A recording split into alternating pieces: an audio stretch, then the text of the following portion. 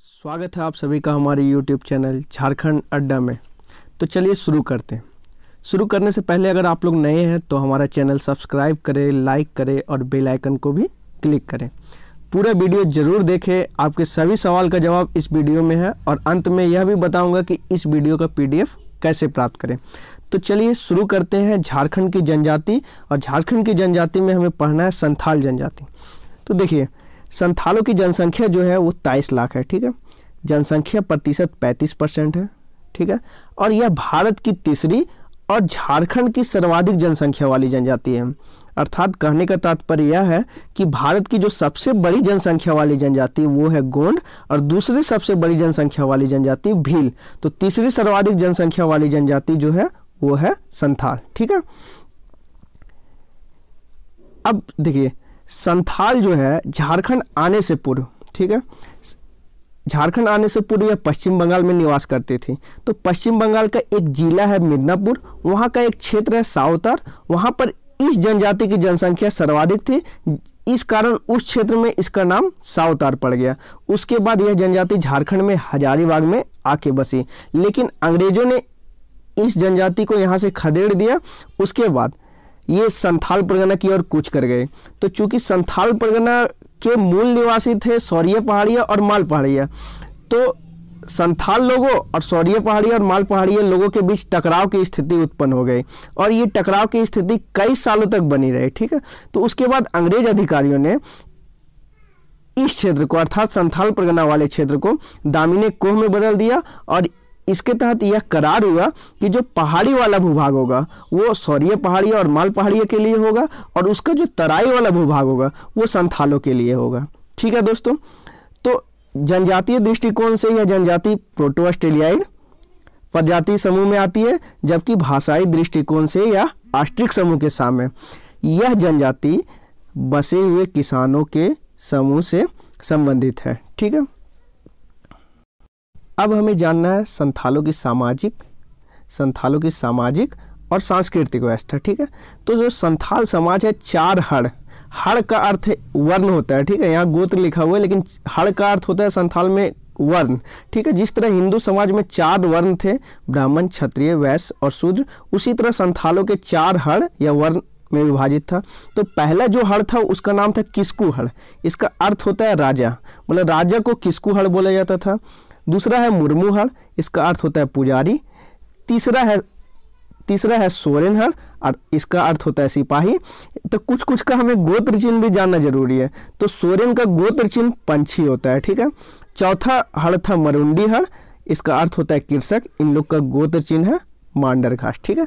तो किस्कू हड़ राजा, मुर्मू हड़ पुजारी, सोरेन हड़ सिपाही, गोत्र चिन्ह पंछी, मरुंडी हड़ कृषक, गोत्र चिन्ह मांडर घास, ठीक है। अब है संथाल समाज 12 गोत्रों में बटा हुआ था, ठीक है। 12 गोत्र भी जान लेते हैं हम लोग एक बार कि पहला था मुर्मू, दूसरा है हासदा का जो गोत्र चिन्ह है वो जंगली हंस। तीसरा है सोरेन, चौथा है हेमरम का गोत्र चिन्ह पंछी। 5वां है किस्कू, छठा है बास्के, गोत्र चिन्ह नाग सांप। 7वां है बेसरा, गोत्र चिन्ह बाज पक्षी। 8वां है पोरिया, गोत्र चिन्ह कबूतर। 9वां है टुड्डू।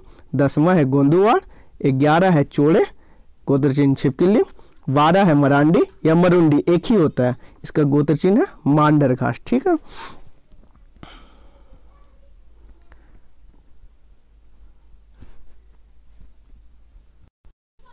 अब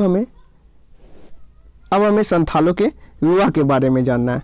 तो विवाह को इन लोग बापला बोलते थे, ठीक है। बापला का अर्थ होता है विवाह। संथाल समाज में 8 प्रकार के विवाह का प्रचलन था। जिस तरह हिंदू समाज में 8 प्रकार के विवाह का प्रचलन है, उसी प्रकार संथाल समाज में भी 8 प्रकार के विवाह का प्रचलन है, ठीक है। और 2 चीज़ जानना है कि संथालों में समगोत्रीय विवाह अर्थात समान गोत्र में विवाह करना निषिद्ध था और एक विवाह और बहुविवाह दोनों की प्रथा का प्रचलन था, ठीक है। तो सबसे पहले जानते हैं कि संथाल का जो सबसे प्रचलित विवाह था। तो देखिए, झारखंड में अधिकांश जनजातियों में जो विवाह सबसे प्रचलित होता है उसमें वर पक्ष को वधू मूल्य देना पड़ता है, ठीक है। तो संथाल समाज का जो सबसे प्रचलित विवाह है वो है किरिंग बापला। संथाल समाज का सबसे प्रचलित विवाह इसमें माता पिता के मध्यस्थता से विवाह किया जाता है, ठीक है। वर पक्ष की तरफ से कन्या पक्ष को पौन, पौन का अर्थ होता है वधू मूल्य, दिया जाता है। बारात में खाने पीने का खर्च भी वर पक्ष ही उठाता है, ठीक है। तो किरिंग बापला सबसे प्रचलित विवाह। अब दूसरा है सांगा विवाह, ठीक है। सांगा विवाह का अर्थ होता है विधवा विवाह, अर्थात विधवा पुरुष या स्त्री से किया गया विवाह सांगा विवाह, ठीक है। थर्ड है ये सदाई बापला, ठीक है।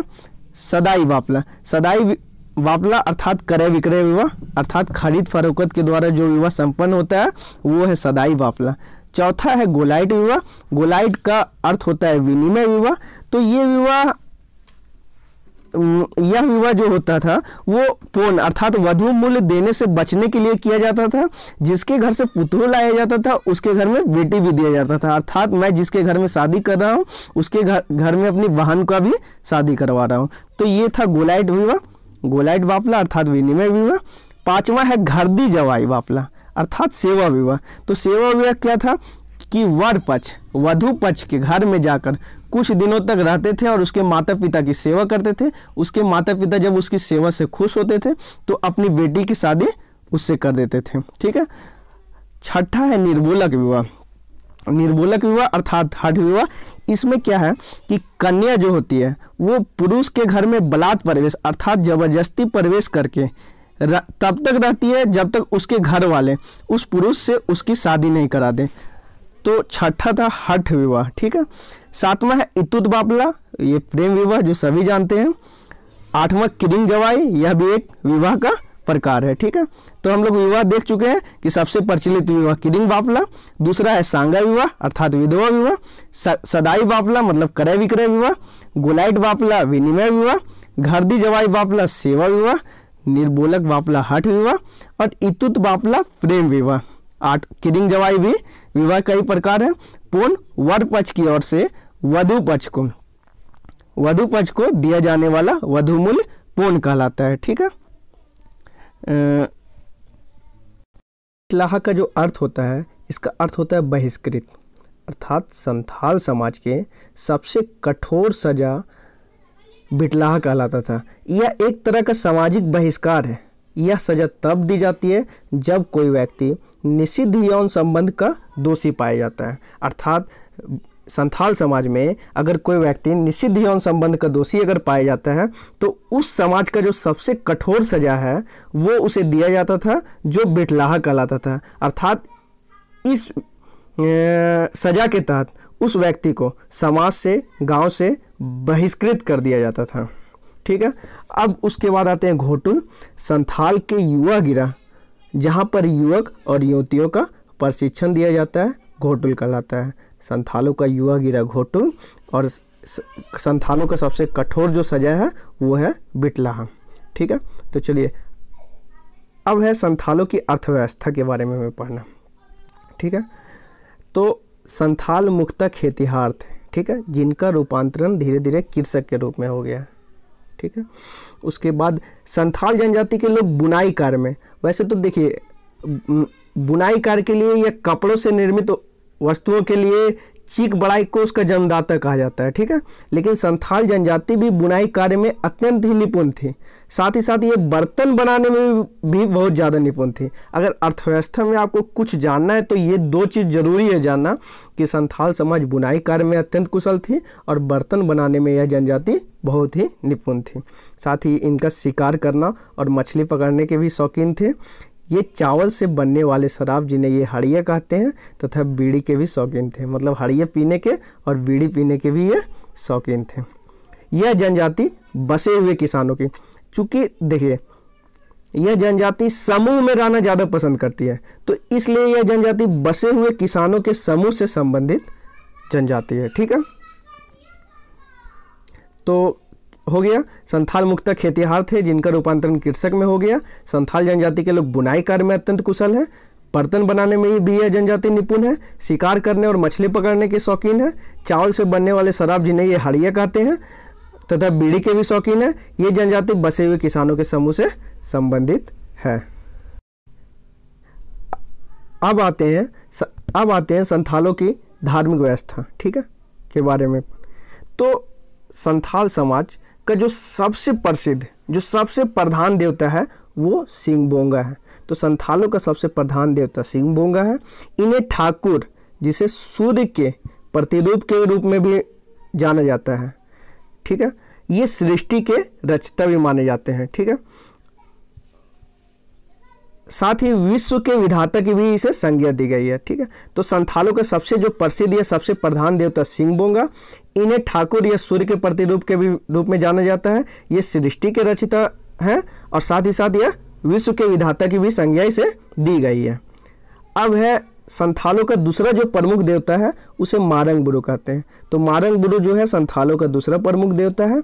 उसके बाद है संथालों का ग्राम देवता, ठीक है, जाहिर एरा। संथाल के जो ग्राम देवता है उन्हें जाहिर एरा कहा जाता है। इनका निवास स्थान जाहिर थान में होता है। जो जाहिर थान है गांव के बाहर एक किनारे सखुआ या महुआ पेड़ों के बीच होता है। संथाल लोग जाहिर एरा को देवी दुर्गा के समकक्ष मानते हैं, ठीक है। तो संथालों के ग्राम देवता जाहिर एरा है प्लस ये देवी दुर्गा के समकक्ष है। अब तीसरा जो सबसे संथालों का जो गिरह देवता है, गिरह देवता, उन्हें उड़ाक बोंगा कहा जाता है, ठीक है। गिरह देवता उड़ाक बोंगा। संथालों का कुल देवता आबके बोंगा, ठीक है। अब है संथाल जो है, सनातन संथालों को बोंगा होड़ कहा जाता है। ये कोई देवता नहीं है, जो स्टार्टिंग, जो शुरुआती पीरियड में जो संथाल थे उन्हें बोंगा होड़ कहा जाता था, ठीक है। नायके गांव का धार्मिक प्रधान, ठीक है, गांव का धार्मिक प्रधान नायके। जादू टोना गोदना की प्रथा में संथाली स्त्रियां विशेषज्ञ मानी जाती हैं। चूँकि देखिए वैसे तो गोदना की प्रथा उरांव में सर्वाधिक फेमस है और इन लोगों का मानना है कि मरने के बाद सारे गहने उतार लिए जाते हैं, लेकिन ये जो गोदना है वो दूसरी दुनिया तक साथ जाता है। इसलिए ये जनजातियों में गोदना की प्रथा सर्वाधिक प्रचलित है। तो संथालों में भी जादू टोना प्लस गोदना की प्रथा काफ़ी प्रचलित थी। अब है शव को जलाने, शव को जलाने, शव को जलाने और दफनाने दोनों की प्रथा का प्रचलन था, ठीक है। अब उसके बाद आते हैं एक्स्ट्रा कुछ जान लेते हैं संथाल के बारे में जो जो छूट गया। संथाल समाज में गोत्र चिन्ह को मारना, नष्ट करना या खाना वर्जित है। जो हम लोगों ने गोत्र को पढ़ा और गोत्र चिन्ह, जैसे सोरेन का सिपाही तो गोत्र चिन्ह पंछी था, तो उन लोग को मारना, नष्ट करना या खाना वर्जित है। उसके बाद है पुरुषों के बाएं हाथ में सिक्के का चिन्ह होता है, ठीक है। बिना सिक्का चिन्ह, बिना सिक्का चिन्ह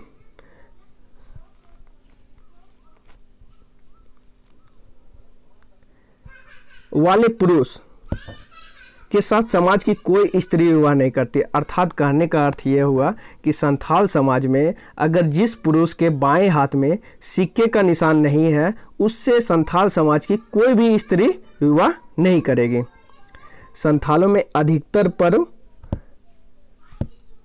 पर्व कृषि या प्रकृति से संबंधित होते हैं। इनका सबसे प्रिय त्यौहार या सबसे बड़ा त्यौहार सोहराय है, ठीक है। आषाढ़ माह, आषाढ़ माह में संथालों का त्यौहार की शुरुआत होती है, ठीक है। अब है संथाली भाषा को 92वां संविधान संशोधन 2003 में संविधान की 8वीं अनुसूची में शामिल किया गया, अर्थात इसे राष्ट्रीय भाषा का दर्जा मिल गया। 92वां संविधान संशोधन 2003 के अंतर्गत संविधान की 8वीं अनुसूची में, ठीक है। अब पहले भी बता चुका हूँ कि राजमहल पहाड़ी, ठीक है, राजमहल पहाड़ी में दामिने को अर्थात पहाड़ी अंचल में संथालों का निवास स्थान है। दामिने कोह की स्थापना 1837 कहीं कहीं 1824 मिलती है ईस्वी में हुई, ठीक है। तो दामिने कोह की स्थापना 1837 या 1824 में हुई। संथालों में 10 प्रकार के राग, ठीक है, और 2 प्रकार की नातेदारी व्यवस्था पाए जाते हैं, ठीक है। संथालों में 10 प्रकार के राग और 2 प्रकार की नातेदारी व्यवस्था पाई जाती है। एक है चाचो छठियार, संथालों का दीक्षा संस्कार। ऐसा कहा जाता है कि शादी से पूर्व यह संस्कार हो जाना अनिवार्य है। जिस भी व्यक्ति का चाचो छठियार शादी से पूर्व अगर नहीं होता है तो उस व्यक्ति की अगर मृत्यु हो जाती है तो ना ही उसके शव को जलाया जाता है और ना ही उसे दफनाया जाता है। इसलिए चाचो छठियार संथालों का बहुत ही फेमस संस्कार माना जाता है। ठीक है, मांझी थान में महिलाओं का जाना निषिद्ध है। धन्यवाद दोस्तों, पूरा वीडियो देखने के लिए बहुत बहुत धन्यवाद। और अगर इस वीडियो का आप PDF पाना चाहते हैं तो डिस्क्रिप्शन में टेलीग्राम का लिंक दिया हुआ है, उस टेलीग्राम लिंक से आप ज्वाइन करें, वहाँ पर इस वीडियो का आपको PDF मिल जाएगा। और नेक्स्ट जो क्लास होगा वो संथाल की शासन व्यवस्था का होगा और उसे देखना ना भूलें, ज़रूर से ज़रूर देखें। बहुत बहुत धन्यवाद।